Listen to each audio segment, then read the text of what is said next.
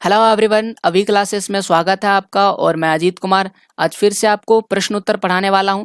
तो आज का जो प्रश्नोत्तर है वह है 10वीं के ज्योग्राफी का 5वां चैप्टर का दूसरा क्लास। ओके, तो दूसरा क्लास है और चैप्टर का नाम है खनिज तथा ऊर्जा संसाधन। तो पहले क्लास में हम लोग 1 अंक वाले यानी कि 1 नंबर वाला जो प्रश्न परीक्षा में पूछता है उस पर चर्चा किए थे। और आज की वीडियो में हम लोग 3 और 5 नंबर वाले प्रश्न यानी कि 3 और 5 अंक वाले जो प्रश्न परीक्षा में पूछते हैं उस पर चर्चा करेंगे। तो ये दूसरा क्लास है। पहला क्लास अगर आपने नहीं देखा है तो डिस्क्रिप्शन में पड़े हुए लिंक से आप देख सकते हैं। आइए बढ़ते हैं वीडियो में। तो वीडियो प्रारंभ करने से पहले मैं आपसे रिक्वेस्ट करता हूं कि अभी तक आपने अगर मेरे चैनल अभी क्लासेस को सब्सक्राइब नहीं किया है तो जल्दी से जल्दी सब्सक्राइब करें, क्योंकि मैं ऐसे ही प्रश्नोत्तर का वीडियो पर डे अपलोड करता हूं जो आपके परीक्षा की तैयारी के लिए बहुत ही ज़्यादा उपयोगी है। साथ ही साथ अपने दोस्तों को भी शेयर करें। और अगर आपको कोई सवाल है मन में तो मुझे कमेंट करें। पहला प्रश्न है कि खनिजों का हमारे लिए क्या महत्व है, खनिज क्यों जरूरी है। देखिए, आज का जो आधुनिक युग है इसमें खनिज का बहुत ही ज्यादा उपयोग है। क्यों? क्योंकि दैनिक जीवन में काम आने वाली छोटी से छोटी चीजें, चाहे वह सुई हो, सुई से लेकर के बड़े बड़े जहाज तक किससे बनते हैं? खनिजों से बनते हैं। इसीलिए खनिज उपयोगी है। बड़ी बड़ी इमारतें, पुल, ये सभी किससे बनते हैं? खनिज से बनते हैं। साथ ही साथ भोजन में भी खनिज मिलता है। खनिज लवण आप पढ़े हैं ना, कार्बोहाइड्रेट्स, वसा, ये सब क्या है? खनिज लवण है। ये अगर भोजन में नहीं रहेगा तो हमारा शरीर जो है वह धीरे धीरे कमजोर पड़ता चला जाएगा। तो खनिज हमारे लिए उपयोग है। किसी भी प्रकार का मशीन बनाना हो, औजार बनाना हो, उसमें खनिज का उपयोग है।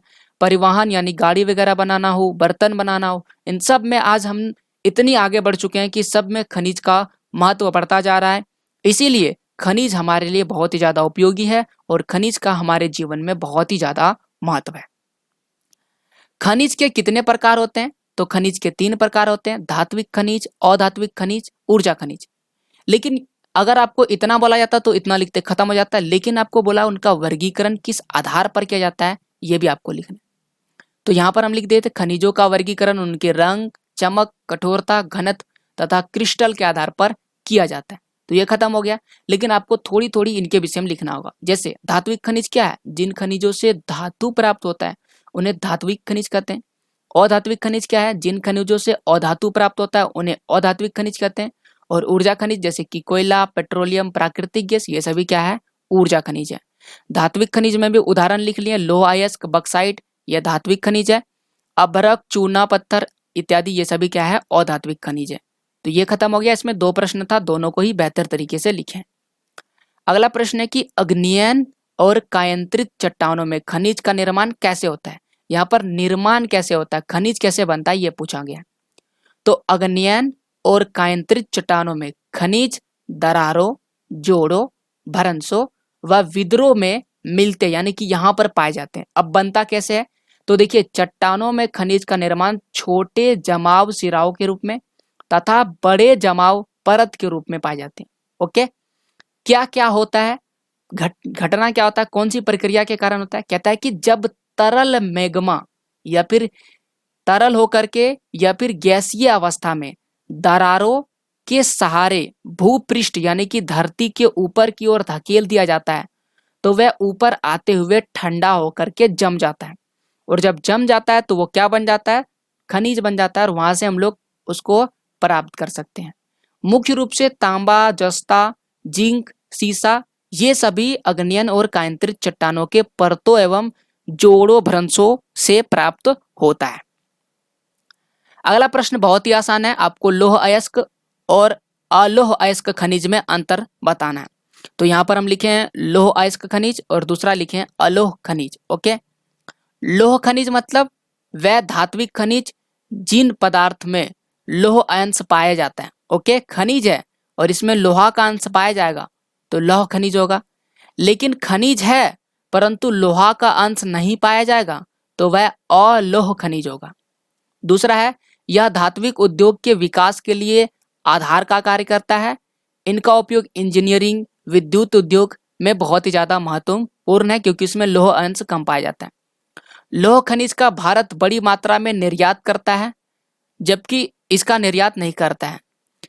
और इसका महत्व आर्थिक आधार पर होता है क्योंकि इसका आर्थिक महत्व बहुत ही ज्यादा होता है।